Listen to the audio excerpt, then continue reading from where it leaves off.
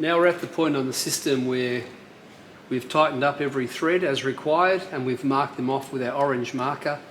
So when we come to site to do commissioning, we can see that all the threads have been tightened up, and you tighten them up, you mark them off as you go.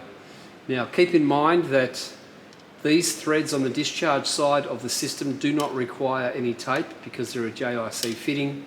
These threads on the secondary gauge also do not require any tape, but these must be torqued up to 45 Newton meters for the secondary gauge for each one. There's 45 there. And the master actuator must be torqued up to 60 Newton meters. As we continue through the process, you can see we've tightened up all of our slave lines. So we've marked off our threads relative to the connection point, and that theme continues all the way around through the back of the system.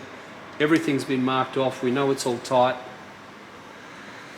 and even to the point of our pneumatic slave line relief valve at the end, that's all been marked off. We know everything's tight and we're ready to go. So looking at the system in its semi-completed phase, just to reiterate, we always start from the right and work our way to the left.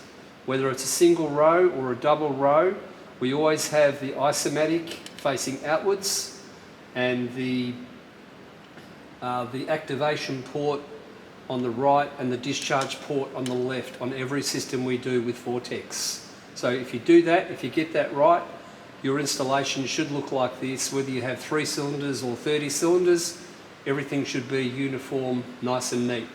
Again, once these are installed and connected up, you should get 200 bar pressure reading on each gauge.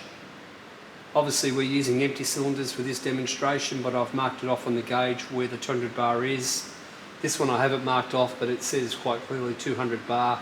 So when you walk away from the system, that's what you want to see, 200 bar on every gauge. All of the threads, all tight, all marked off with the orange marker, so you know that everything's been completed.